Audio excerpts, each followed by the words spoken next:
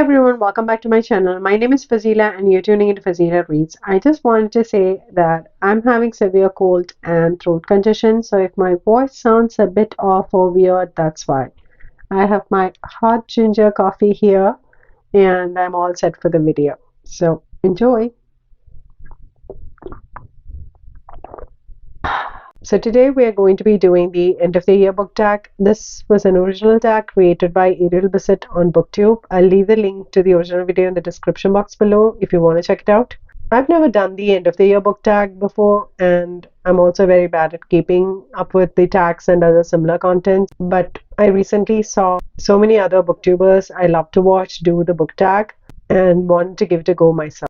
It's also a great way to look at books I've read and kind of reflect on what my reading journey has been so far this year. And so I thought, why not give it a try?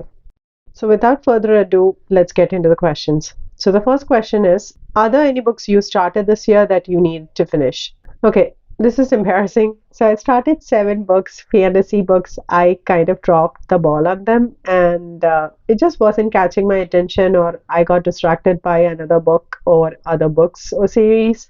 And so I had to kind of put it away. Up until last year, I was pretty good at sticking to my TBR and finishing my arcs on time. But once I got pregnant last year with my youngest and my pregnancy brain kind of kicked in, all things got out of hand. And so I don't think I read much, at least for the first few months of my pregnancy. And I also was really behind on almost all of my reviews as well. Got into a bunch of buddy reads on Goodreads because I was very excited to start a lot of the more popular adult fantasy books and started buying them. Unfortunately, pregnancy pretty much kicked my butt and I just didn't jive with the books I picked up, or the ones I started no longer had my attention. So I thought, you know what, maybe after delivery things will change. Sadly, the status quo was pretty much the same. Now, with almost a 1-year-old, my reading time has changed significantly, and I don't want to try and put myself in a position where I will be feeling overwhelmed with books or just anything else. And so I decided to read whatever books that strike my fancy. Which brings us to 7 books that I've put on standby, at least for now, and it's pretty much temporary at this point. I don't think I've read more than a couple of pages for some of these books and maybe a couple of chapters for a few others.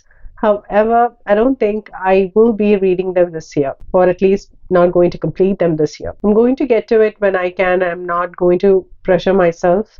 So the books are Stone of Farewell by Tad Williams. This is the second book in the Memory, Sorrow and Thorn series. The first book, The Dragonborn Chair, was good. I really enjoyed it. I really loved the writing.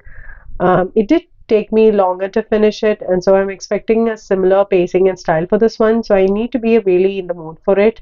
And because it has so many characters, just like the Faithful and the Fallen series, I thought I needed my full concentration and for me to be in the right mood to pick up this book.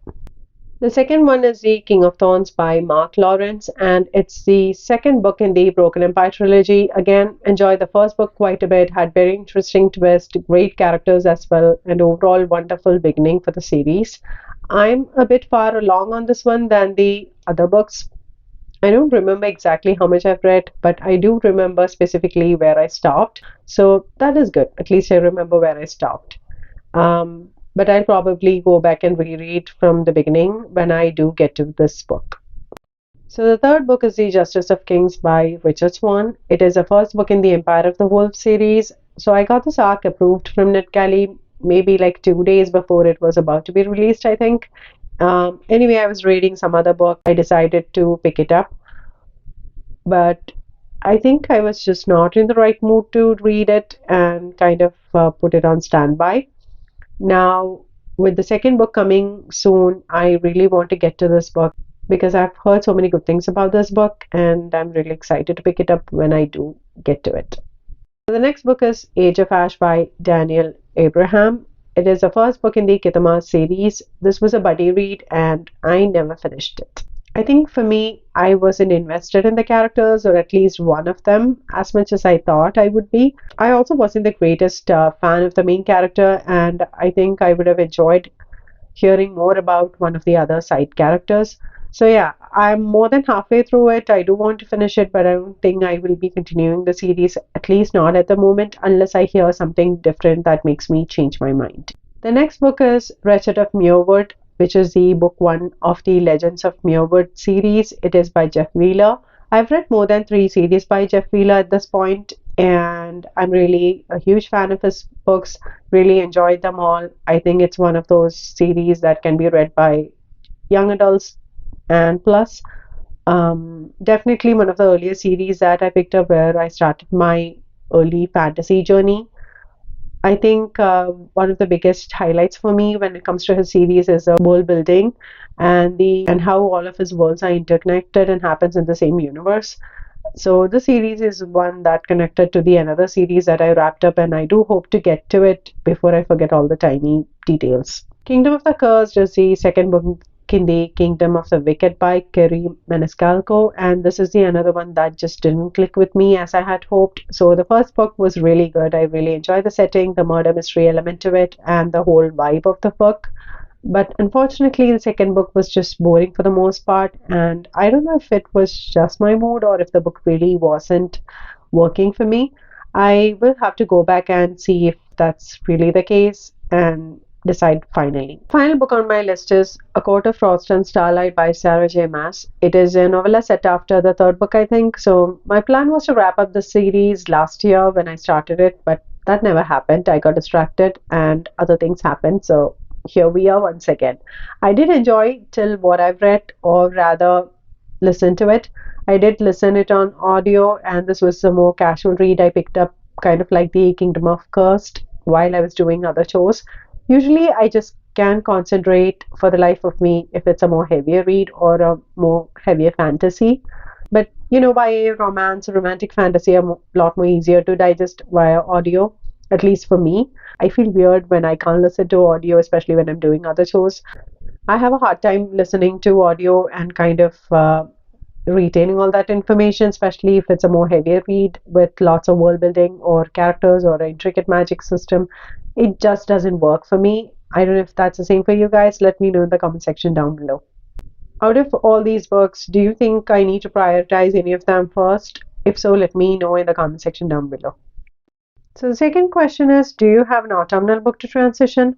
Not really. I have several fantasies that I'm looking forward to reading. I am almost close to finishing The Shadow of the Winter Moon by Cam Sinclair. It's a grimdark fantasy. The cover really gives off the dark, grim winter vibes, and the book is also very much dark and disturbing and unsettling. Now, the second one is the Springtide Harvest. I've already finished reading this. I will be reviewing it soon on my channel. It's a coming of age fantasy and it has quite a few creatures and monsters. I don't think any of these books have autumnal vibes, and considering the fact that it's already winter and I'm doing this tag a lot later than it should be, I think I can be excused on that one. Then I also have Ascendant on my list, which I don't know if I'll be able to get to it this month. If not, I'll be starting it next month. Heard it has dragons, hard magic system, and it's a coming of age YA fantasy with classic tropes. So that's going to be fun if I do get around to it this month. Now the third question, is there a new release you're still waiting for?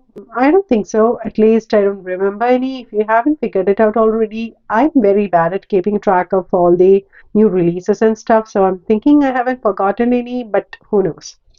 I'm going to cheat here and pick one from next year. It's a grimdark fantasy. All the ARC readers have been talking about it both on Discord and on Twitter. It's Kian Adelan's The Levent Cycle. It's a grimdark fantasy, and from everything I've heard about it, it sounds fantastic. Next question is, what are the 3 books you want to read before the end of the year? Shadow of the Winter Moon, Springtide, Harvest, Moondeeds are the ones that I've chosen. I'm really close to finishing Shadow of the Winter Moon. I've already finished Springtide Harvest. Now the Shadow of the Winter Moon, oh my god. I had to take bigger breaks in between reading it because of how well the author managed to create the grim and the dark atmosphere for this book, and also the tone. I will be doing a full review for the book. Let's just say I was disgusted, disturbed, and unsettled the whole time. Now, Springtide Harvest, I have already finished. I'll be doing a full review for the book, so keep an eye out for that. Springtide Harvest is a wonderful and enjoyable coming of age fantasy. I really love the setting, the writing, and also it flows really nicely. Some very interesting characters, a stubborn and naive yet idealistic young man looking to pave his own way in the world. Really enjoyed it. Definitely check it out. The Moon Deeds is a science fantasy I'm excited to try. So my physical copies of both these books have arrived back in India. Now I just need to get them here so I can display it on my shelves. Really excited. Is there a book you think will shock you and become favorite of the year? Not really. The books, or rather the series that I've picked up, are mostly the ones that I have wanted to read for some time. So for instance, Dresden Files is great series so far, and I can't pick just one book out of it, when for me the whole series just feels like one continuous story on different adventures and mysteries featuring Dresden and his crew. So, you know, I can't pick one in particular, at least not right now. The Cradle series again has some of my favorite characters and again feels like one big series with amazing cast, unique magic, fun and exciting adventures and conflicts. Now, The Faithful and the Fallen series is another one I started this year. It's epic, wonderful, at least so far, and I think it's going to be just as amazing as we move along the journey. I have a few favorites for this year, and these are all debut indie books, so I thought I'll give them a shout out. One is Legends and Lattes, which I think it got traditionally published this year, and it's going to be a comfort read for me and great for winter to cozy up in a heavy blanket, some hot beverage, and maybe some chocolate goodness. The next one is The Ocean of Others. It's fantastic, great genre blend, and does amazing things with the horror elements, and also the structure and the setup of the world is fantastic and very much unique. You have got really interesting monsters too, so definitely a highlight of this year. The Crew is another one that made me laugh out loud and had fantastic humor, entertaining characters, and just an overall fun ride. The honorable mention goes to the indies I read this year because they were all fantastic. The Trials of Ashmount, The Assassin of Malcose, The Treasure of Loref, The Beckoning of the Gate. And so these are all great reads, and I had a great time reading them. Definitely go check it out if you're interested in any of them. So the final question is, have you already started making reading plans for 2023? Yes, I have. Just like everybody else, I also have a long list of TBR. And right now I'm prioritizing all the arcs that I've received from the authors. And so those would be my priority reads for next year. And they are all indie fantasy reads, so I'm very excited. That's it for today, folks. I hope you enjoyed the video and my responses. What books stood out for you in this year and what are your reading plans for next year? Let me know in the comment section down below. Thank you so much for watching. Until next time, bye-bye.